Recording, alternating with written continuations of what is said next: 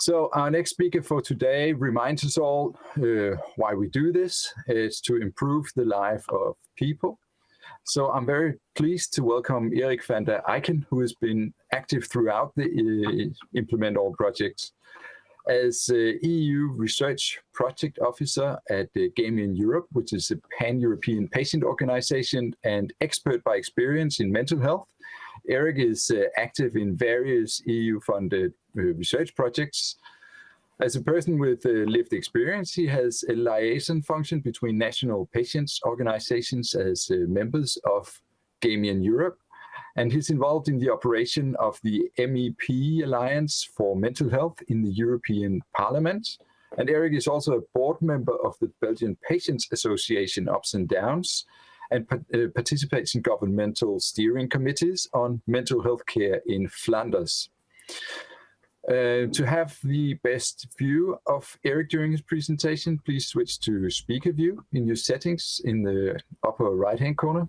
Okay, so a very warm welcome to Erik. Over to you, Erik. Thank you very much. I'm just gonna try around with my share screen. That's it. I hope. So, I think that's it. So good afternoon, everybody, and welcome to my Flashtalk, looking with you to this project, but then from patients' perspective, and some reflections of my participation as a Gamion's representative in this project. I am Erik, and was already a long introduction I heard from Kim. Thank you very much for that. My talk will be slightly different from the ones that you have heard so far, I suppose, but maybe that's one of the benefits of having patients, experts engaged in research projects and having them invited in a final conference just like this one. Is it going down? Yes, okay, sorry. But before I'm gonna go to my main topic of this 15-minute talk, let's just have a few words about Gamion. Gamion is an umbrella organization of about 40 national patients organizations active in the field of mental health. We represent the views of the patients. We ensure that their voice is heard and support empowerment for patients who are affected by mental health problems. Besides its members, Gamion has also strong partnerships with recognized European organizations such as European Federation of Neurological Associations, with the European Brain Council, and also with other organizations on the European level. So different activities take place within our organization, and activities with respect to advocacy, education, information exchange, building networks, and of course, participating in research projects. And as Kim said already during my introduction, I've already been involved in different EU research projects. Because 2 years before I joined Gamion as an expert by experience, it was in 2014, yes, Gamion had already made some first steps towards participation in EU research projects. And one of my first projects as a Gamion representative was at that time Mastermind, which is in fact the predecessor of Implemental. Now, the way and the degree of our patients' engagement in research projects differs very much from one to another project. It varies from, let's say, dissemination activities to being a really recognized task leader in one of the work packages as they are defined in the project. So it is quite evident that the nature of the project largely determines the way a patient's organization can be involved. But not only the nature affects the degree of involvement, because through the years, we have learned that our increase of expertise also leads to the increase of a level of commitment and responsibilities that are expected from us as a project partner. So it's in fact a going on process, and we're already now several years within this process. But let's see now what this means for the voice of the patients in this particular project Implemental. You can see here the overview of the trials that were carried out during this project. And of course, I'm not going into details of this table because I think one of or more of my colleagues have done that before or earlier today. But with this trial set up in mind, me as a person with a lived experience in a mental health disorder, and often having heard all these discussions between the researchers during the various project meetings, I raised two questions about Implemental from the user's point of view.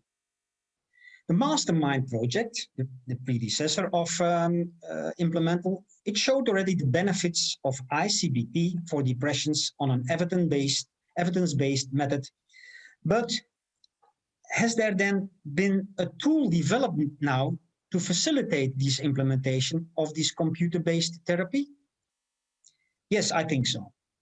But does that mean that this tool or this toolkit is really a magic box, which ensures that persons with a mood disorders will start and maintain using this therapy? No, I'm not convinced. But of course, that was not the objective of this project neither. But as a potential user of ICBT or e-mental health tools in general, being involved in this kind of project, I had the opportunity to get some insights on how complex a process of implementation to change existing practices, how complex this can be.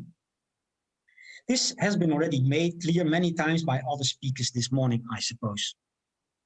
Indeed, one has to deal with so many determinants to implement e-mental health properly, that it is not possible to create a magic tool based on a trial in 12 different sites and with 8 different ICT platforms, apps, or programs.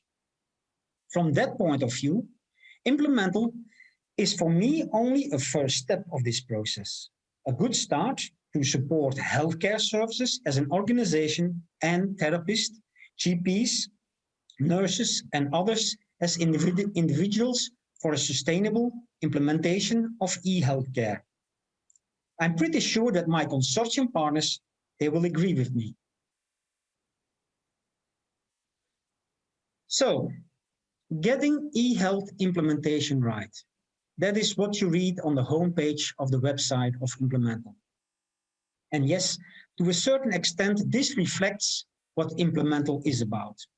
However, what if I was not a participating patient's representative? And what if I had not had the opportunity to read the project description beforehand? How would I have perceived this statement in the context of e-mental health? I would ask myself whether this refers to the use of the internet-based technologies to deliver mental health information, services, and care for preventing and treating my mental health problems?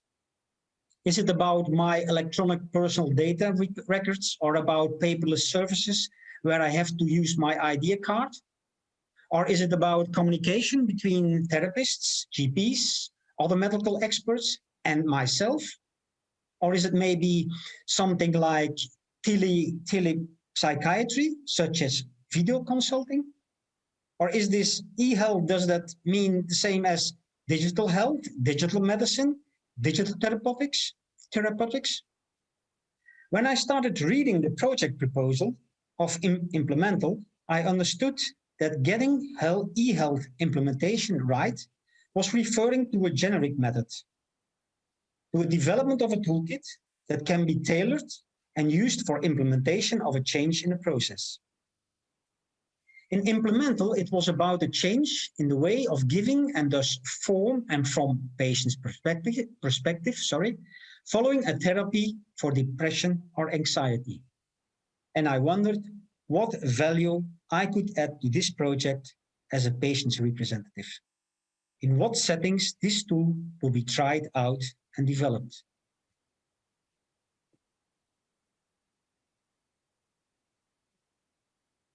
Were the e-mental health tools in this project intended for self-management or self-help, or was it a supportive therapy? Was it in order to increase resilience, or was it just a treatment? Was it about apps, serious games, virtual reality, or it about wearables? It was not yet clear for me. But I would say, in the course of the project, I understood and I realized that I, user of e-health tools and representing potential users of this technology, did not get an answer to the many questions that we have had that we still have when we are searching for an app, an online therapy, or another tool that suits me the best. But of course, this was not the objective of this project. I discovered very soon, and once again, yes, it was an interesting, fascinating to learn and to discover the many aspects of the implementation processes. But it was interesting to hear what language the researchers and the scientists could speak, and to experience how they think and how they act in their work. I can take this knowledge with me and this experience with me to other future and ongoing projects in the field of mental health, more particular to the e-mental health. No need anymore to say that COVID-19 crisis has changed, and it still does change a lot in our society. One of them is mental health care and its services. Whether this crisis had any effect on the progress and results of this project, maybe or maybe not. Did we learn from this crisis? For me and many of my peers, definitely yes. But I think, or I know, this will be a topic in one of tomorrow's discussion panels, and it will be also, or it is already a task for Gamion to find out via a COVID survey how this is about this crisis, and of which these results will be published very soon. So I would like to conclude my flashy talk with this slide, showing that there is a lot of challenges for all of us, researchers and patients, to get the patient's engagement right in research projects. And let's just touch one of them. It is the challenge of training the patient experts and the researchers for them to understand the value of investing in patient involvement. Too often, patient advocates are mistakenly perceived as too emotional, too biased, or not knowledgeable enough, but also train them to communicate better with each other. We have patients to become research partners rather than research subjects. But for sure, it is very important to identify what patient is required within research, to ensure that the right person can provide the right input. And therefore, I believe that patient experts should be involved in a much earlier stage of the project proposals as they are today. Because after all, nothing about us without us. Thank you.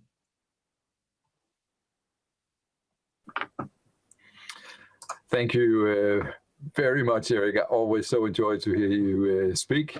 You have this great ability to take the themes that we discuss to the core, essentially, of what it's all about. It's been very valuable to have you on board, even though I know that sometimes this particular project has seemed a little removed maybe from your input, but for us it's always been really great. I think what we should all strive for now was to get patient involvement right and not just implementation.